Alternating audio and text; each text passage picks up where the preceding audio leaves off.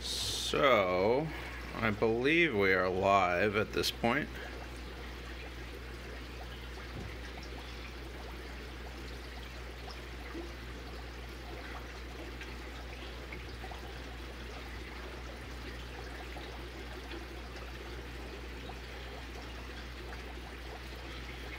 All right. Yeah, first one. Pretty exciting stuff. I don't usually do live streams, although I want to try to do more of them, so I guess we'll see how good this video and audio quality comes out afterwards. But what we've got going on here is some axolotl eggs. I came down here to feed the axolotls.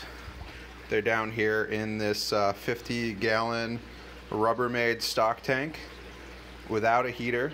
All it's got is a sponge filter in it, and I popped some cubes of frozen food in, and immediately I saw all of these eggs chilling out in the plastic plants.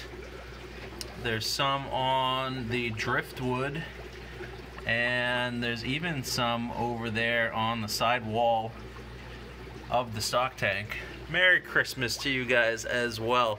It's a nice Christmas down here in the fish room. And if I was to guess, I would say this may be the female that laid those eggs. I have no idea if these are fertile or not, and I don't know if any of these are going to end up making it, but it looks like it's a pretty good number of eggs here. So what I'm going to do is take just an empty milk jug, and I'm just getting some tank water from the stock tank, and I've got a container down here. Probably just gonna leave it on the floor here for now, but I'm just gonna put some water in here as a place to put these eggs. They don't need really any filtration, they don't really need any flow. The eggs themselves, they can just sort of sit in a container of water like this. I may change some of the water out, and if any of the eggs show any signs of fungus or whatnot, I may try to take those out as well. But I'll probably just let them sit in here until I can see if they are fertile or not. And usually you can tell after a few days, because if they're not fertile, they're all going to turn fungusy. And if they are fertile, you'll see the round shape, the inner yolk of the egg. That round shape will start to become oblong, and that means that the embryo is developing. So if that happens, 2 thumbs up, and I'm gonna need to find a place to give these guys away, because I'm gonna have way too many. But yeah, this is the first time these guys have laid eggs. I haven't even, actually on my Monday video, I said I was gonna check these guys out to see if I do have confirmed males and females. I haven't even done that yet, but at least now we know there's at least one female. Don't know about how many males, but I'll have to pull them out. The difficult part about keeping them in a stock tank like this is you can't really inspect them sort of from the side, and they do like to hide quite a bit. So the only way I could get footage like that is either if I put a GoPro underwater, or if I took them out and put them in some sort of clear inspection sort of I don't know, container. So I've got this with probably enough water here. It's about halfway full, and I think the plan is I'm gonna start with these the eggs that are on the plastic plants, and I'm just gonna lift that up and try to get all of that in either 1 or 2 scoops here. These eggs, just like frog eggs and toad eggs and stuff like that, they're sticky, so they like to stick to themselves, and they like to stick to plants and other things like that. So most of them should stay attached to this, which will make this relatively easy. So I'm just going to try to make sure that all of these guys end up getting in the water, and I'm hoping that I haven't disturbed these guys from laying even more. I think that would be the biggest tragedy here, but I didn't see any of them actively laying when I came down, and I did watch for a good 5 or 10 minutes before I went live to make sure. So I'm hoping that this is all of them, and that I can get the majority of these out intact. So I would say probably about 80% of them are already attached here, and it does look like I need a little bit more water. So what I'm going to do is just oh, they're getting spooked. I'm going to get some more water and make sure that these guys are covered before I go for the rest. I think the rest of them are going to be a little bit more challenging. They're not super delicate, so I think what I might be able to do is either use my fingers or use like a net, like a small net or something, and scoop those off. So I'll probably have way more than I'll ever need, but I'm gonna be as thorough as I can and try to get as many as I can. If you guys have any questions, you can ask them. I'm splitting my attention between the comments and what I'm trying to accomplish here. So try to get to things. Yeah, the axolotls themselves are they're not quite a foot long, but they're adult size. They're probably about 8 to 9 inches, I would say. So they're pretty good size. I'm surprised that it's taken them this long to lay eggs. I thought they would lay eggs much sooner, but still exciting. How old are they? I want to say they're about a year old. I recall that I think I went home around Thanksgiving last year, and that's when they were very tiny, and a lot of them ended up eating each other. You can go back and watch my videos from like a year ago and see the whole process. I actually got my eggs originally from Jules Axolotl on YouTube. You can go check out her YouTube channel. She gave me 2 clutches, like a mixed clutch. One was from a normal axolotl, and the other was from an albino axolotl. So I did manage to get a couple of each of those to full size on my first try, which is pretty good. These guys, they do take quite a bit of work to raise them up. It's easy to hatch them. It's super easy to hatch them. It's actually really easy to ship them as well. It's actually a good time of year to ship them too. In the fall and in the spring, it's great. They actually sometimes in the summer they need cold packs when you ship these guys, because they don't like to get super warm. Like I said, I don't run a heater on this tank. This is a 50-gallon Rubbermaid, so this is like a low profile. So they like surface area. They don't need a whole lot of depth. So I went with the 50-gallon Rubbermaid there. The 100-gallon and the 150-gallon, I think it's about the same dimensions. It's just taller, and the height doesn't really add anything for them. So I decided to keep it short. The 300-gallon is over here for comparison. So that's what we got going on there. I think I've got just about as much water as I'm going to be able to fit in this thing. So I think what we're going to do now is try to get some of these eggs off. It looks like they're laid in strings, as you can see. So what I'm going to try to do is just see if I can coax these off and see if I can grab them before they float away. If that doesn't work, I might try to grab a net and see if I can get these guys off. It's like they're sticky. They're gelatinous, but they're also sticky, just like frog eggs. So they're pretty tough, but also at the same time they're pretty fragile. So it's sort of weird. Yeah, these are proving to be kind of difficult.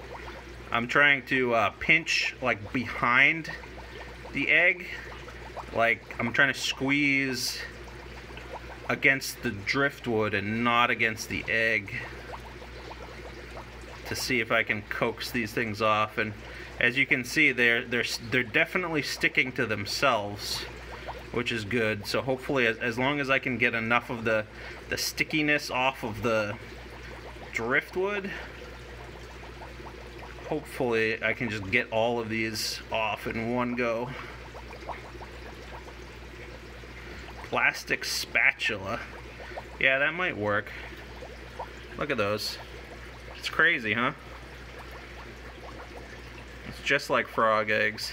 You guys have ever gone out to a pond in the springtime or early summertime? I'm sure you've seen frog eggs.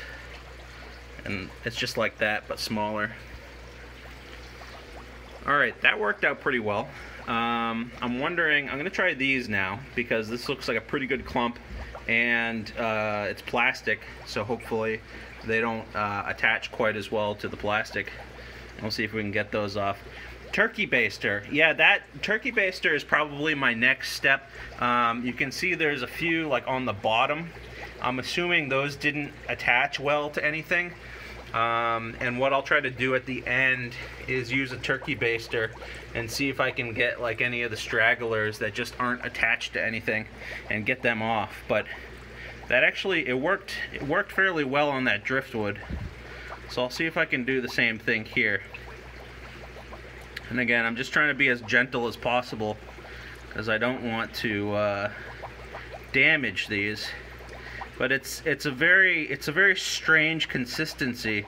It's sort of like it's like Jello, but it's like you can tell there's definitely like a round egg shape, but there's also like a slime that connects the eggs together, and that's what's sort of holding them together.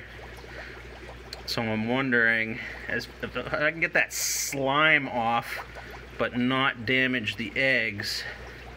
Then they should just pop off, just like that. There we go. And even that, like right there, what is that, like 6 eggs, 7 eggs, something like that? So if that's like 6 eggs, I've got like hundreds and hundreds in here already. Pretty cool to see. That's why I decided to go live, because obviously stuff like this doesn't happen every day, and I'm not a huge fan of just sitting around talking on a live stream, but if there's something interesting going on and it's happening in real time, you might as well see it in real time. So that's what we're doing. That actually came off really easy, that one there. Again, that's like another 10 eggs.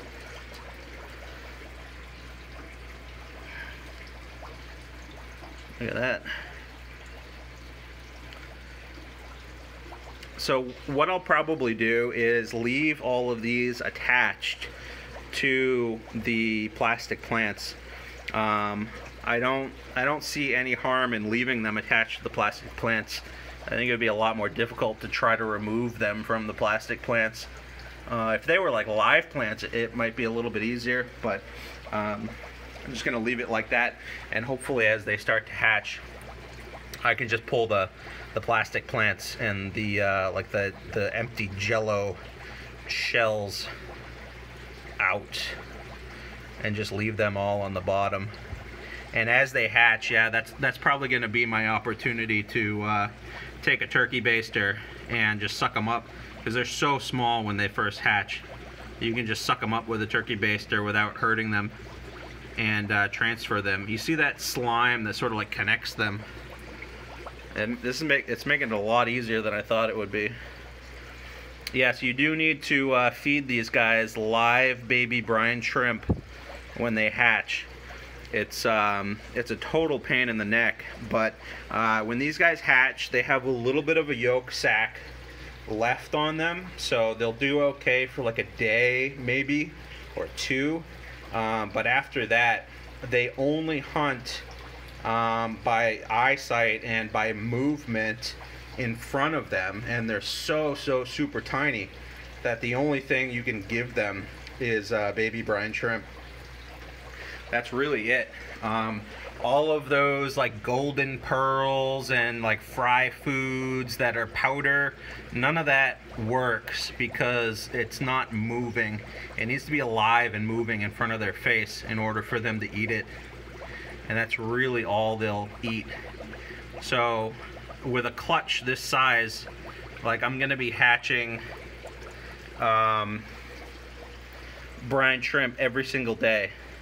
I'll probably have two 2-liter bottles of brine shrimp going every single day in order to keep up with these guys.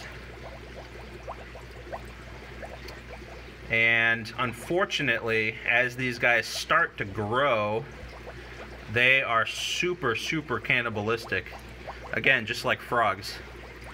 Oh, I think I lost one. I'll have to get it with the turkey baster later. Super cannibalistic. They will just eat each other, and it's a really strange process. What will happen is, you can imagine, out of a clutch of hundreds of babies like this, assuming they do hatch, we're gonna have some that feed really well and others that don't feed as well. And what will happen is some of them will grow up to twice as fast as the others, and when that happens, they get big enough to eat their brothers and sisters, and at that point they grow even faster because instead of eating the baby brine shrimp, they're eating their brothers and sisters, and then, you know, their growth explodes, and it's a very vicious cycle. So what a lot of people try to do, and what I learned the first time I did this, is you've got to break them up as best you can. You use dishes with a large surface area, doesn't need to be very deep, large surface area, and what you try to do is spread as many out in different dishes as possible, because that reduces the chance of cannibalization. And let's say you have, you know, 100 eggs and you've got 100 containers. Well, there's no aggression, so you're going to get a lot higher yield. Yeah, the wild type for me, they did grow a little bit faster, but in the end, it was very strange. They hatched probably within a day or two of each other. I believe the albinos hatched first, and the wilds, they grew faster, I would say, on average, but I think the largest axolotl that I had while they were in their juvenile stage was actually an albino. So you never really know. I think it really, honestly, it does come down to which ones get the biggest the fastest, and which ones start eating each other. Those are the ones that have the edge. And you got to feed them multiple times per day. It's not just once a day. Like, it's at least 3 times per day. Yeah, guys, hit that like button. We're doing science stuff down here. We're doing cool things in the fish room. This is quite the process to get these eggs off of all of these pieces of driftwood.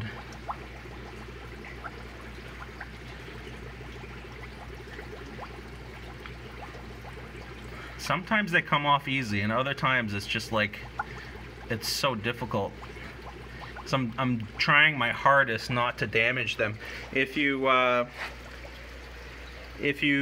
damage sort of the outer jelly layer, they can still technically make it, but I'm sure they're less likely to make it, so I'm being as gentle as I possibly can to get these guys off. And it's like they've got two layers. It's like they've got that stringy layer that's holding them together. And I think that's fine if that gets sort of interrupted, but then they've got sort of the layer of slime that makes up their outer egg, and I don't want to do that. Endangered species and laws. Yeah, so axolotls are endangered in the wild. Usually, you'll have to check. Every state has different laws regarding species, but axolotls on the whole, I believe they are native to Mexico, and usually laws state that you can't have something that is native in your state. So I'm pretty sure they're probably okay in most states, but always check with your local state laws whenever you're looking to get a new animal. And it doesn't need to be fish, it can be amphibians, it can be birds, it can be reptiles, anything. They're illegal in California. Yeah, maybe because they can survive in California. And some states are a lot more strict than others. Like if these guys got away in the wild of Massachusetts, I think they would all die. Everything freezes here. But they do like cooler water, which is kind of strange because they're from Mexico. But yeah, they're endangered in the wild. There's no water that is clean enough for them, and I think habitat destruction has sort of gotten the best of them in the wild. But as you can see, they're pretty easy. They're pretty easy going in the in captivity here.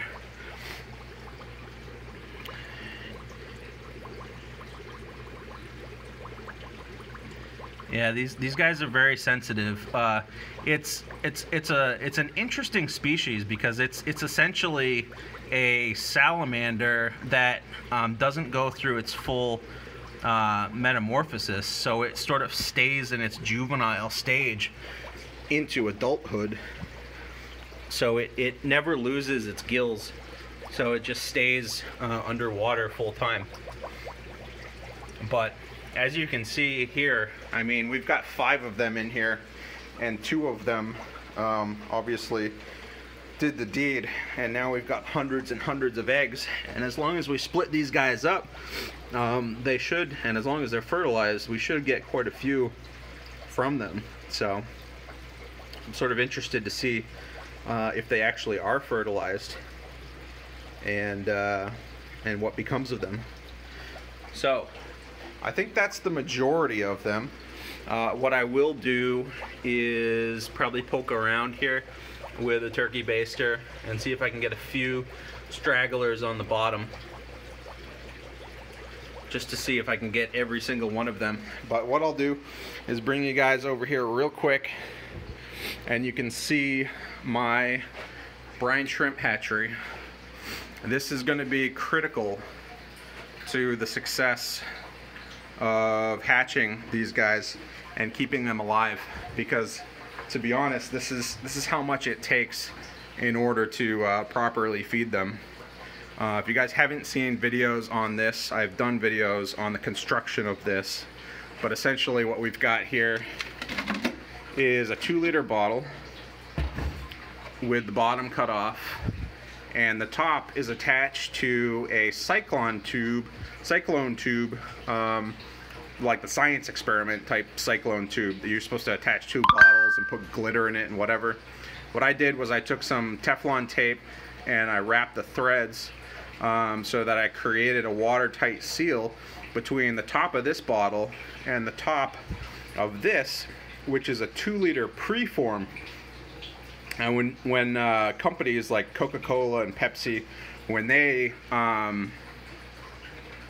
sell bottles of you know, soda and whatnot, they don't have the full-size bottles. What they do is they ship the preforms, which is just a smaller form. It's a baby bottle, essentially. Let's see if I can pull this out. It's a baby bottle, and what they do is they heat it up and they blow air into it, and then it expands into the shape of the full bottle. So the top of this bottle is already formed, and so it's able to connect to this. And essentially what I've done by doing that is I've taken it from a large sort of large chamber down to a very small chamber, and then I drilled it with like an airline fitting and then an airline tube, and that allows me to drain off all of the baby brine shrimp. I put a light down here, and all of the baby brine shrimp sort of settle to the bottom, and all of the empty shells and stuff, they go towards the top. I'm even able to siphon off the junk on the bottom first, so that I make sure that I'm only getting the brine shrimp when I do that.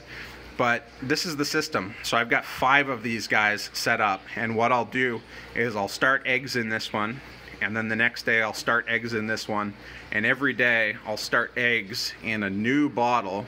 And what happens is it takes like 24 hours, maybe a little bit longer, for those to hatch, the baby brine shrimp. So by the time I'm like on my 2nd or 3rd bottle, like adding eggs, the first bottle is ready to go, and those brine shrimp are ready to use. And so I'll start using those, and then I'll start using these, and then I'll start using these, and by the time this one is empty, I can clean it out, wash it out, reset it, because I'll be on one of these down here. So I've always got a fresh bottle with hatched baby brine shrimp ready to go. And that's really the only way to keep up with axolotls, because they need so much baby brine shrimp in order to make it. They're very tiny, and the larger of a container you have, the harder it is for them to find their food.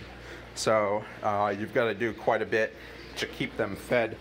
And again, you drop the water level down is really the main thing, and you spread them out. So what I'll probably do is let these guys start to develop in here, and then I'll spread them out into at least 5 containers. I might do up to 10 containers to spread these guys out as much as I can. I'll probably only put about 1 inch of water in those, no filtration, no chemicals, no anything in there. And I may do a water change, you know, once a week. And what I'll do is I'll just siphon off with a turkey baster any of the crud, any of the empty eggs from the bottom, and then I'll just top it off. And what I do to top it off is I've just got empty milk jugs that have been cleaned out, and what I do is I have my drip system.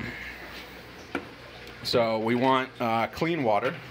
We don't necessarily need tank water, but we do need clean water. So what I'll do is I'll just take this and I'll hang it here in place, and I've got my drip line, which is dripping fresh water into this barrel 24 hours a day. So I'll fill up 1 or 2 of these milk jugs every day, and that's what I'll use to top off the water for the axolotls. And that seems to work. That worked last time. I don't really see myself changing a whole lot from last time, except for the fact that hopefully I won't be away on a holiday when these guys start to hatch, and then I'll try to separate them out as best I can. So yeah, look at this. Can you guys count how many eggs are in here? And by the way, this is like a 4 to 5 inch deep container with plenty of plastic plants. So just looking at the surface here, I see at least 100 eggs, and I wouldn't be surprised if it was closer to 200 or 300 when all said and done. So I'm really hoping these eggs are fertile, and I'm really hoping that ends up panning out. So yeah, There they are, chilling out.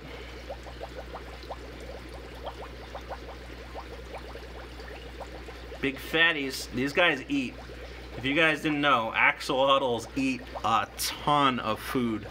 They've got such a voracious appetite. Like, you watch the Animal Planet and you see frogs that are like eating frogs the same size as them. That's basically what these guys are. They just eat and eat and eat. Yeah, sperm sacs. So hopefully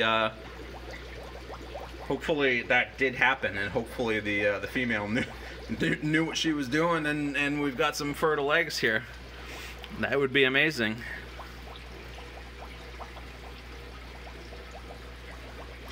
This is the first time these guys have laid eggs, so I'm not 100% sure if they're fertile or not, or what the whole process is like.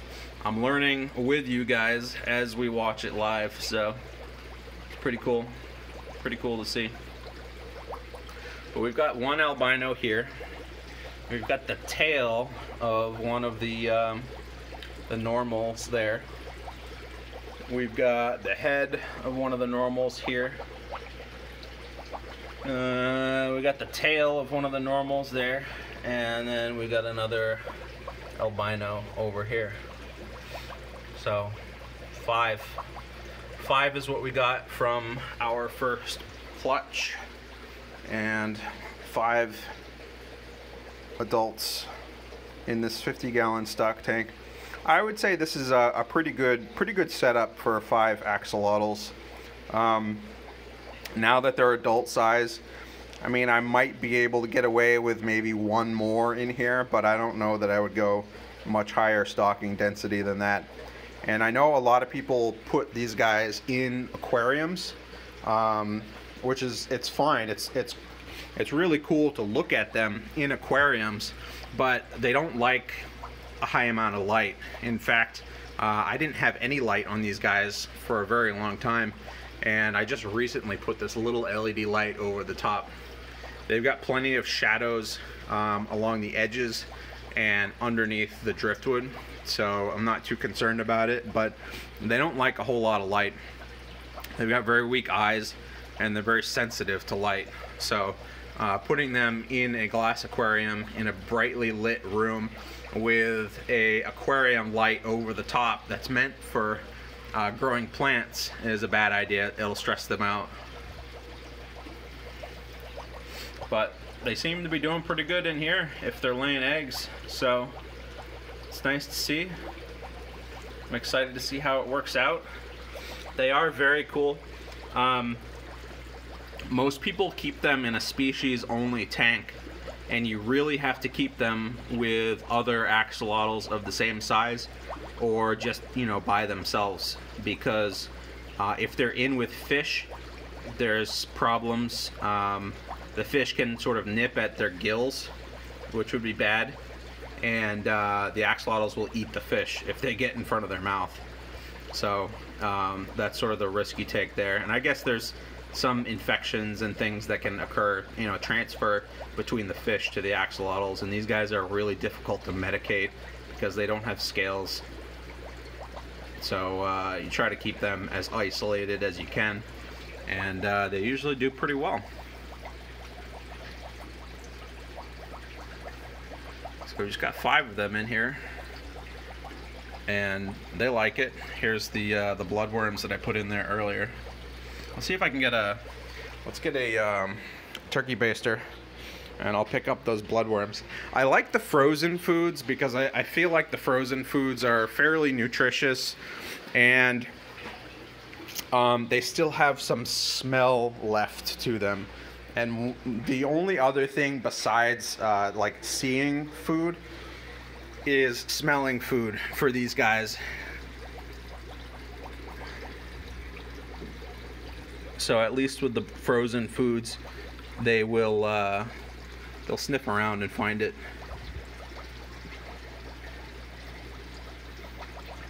You see that snapping motion when they attack the food? It's because they see it in front of their face, and that's their natural inclination is to just jump at it. They do eat worms. I spent the better part of the summer outside digging around the yard for worms, and they love the worms. They love the live worms. It's great too because, you know, worms are nice, big, and fat, and so you can just feed them a couple worms and it fills them up. When they're adults, the aggression goes down considerably. You have to keep them well fed, but the aggression goes down considerably. It's just something, I don't know, it's strange. When they're juveniles, they just want to eat each other, and if they don't eat each other, they rip each other's legs off, and it's like, it's sad to see, but the legs actually grow back. So sometimes you'll have like a stubby axolotl that's sort of like swimming around without a hand or without a leg, and you know, a few weeks later it'll start to grow back. So it's not the end of the world, but it can cause infections, and you know, they won't be able to compete as well. They're using all their energy to regrow their parts as opposed to growing their body size, so it's not something you want to see. But yeah, once they get to adult size, the aggression starts to go down quite a bit. Just keep them well fed, keep them spread out. Like I said, I picked this 50-gallon stock tank for a reason, and it's because it's low. There's not like a ton of water in it. They don't need the water height. They need the surface area. It's the same thing with turtles. You lower the aggression of animals like this by giving them more surface area. Because with an aquarium, they just swim back and forth. And when they're swimming back and forth, it looks great for us viewing them, but it's terrible for the animals because they just bump into each other all the time, and it's more chance for them to fight each other. But as soon as they can go front to back, left and right, then they can spread out and they can get away from each other, which is good. So my battery is getting pretty low. I'm probably gonna need to end this here within the next few minutes. But this is what we got. I'm sure you'll see more videos on this over the next few weeks, and we'll see if these guys hatch. And yes, what I will do is I will put another plastic plant in here, and in case they weren't done laying eggs, maybe I might be able to come down here tomorrow morning and see some more eggs. But they looked like they were done when I came down here, but you never know. Good idea. Just grab this one here. Stealing from the turtle tank.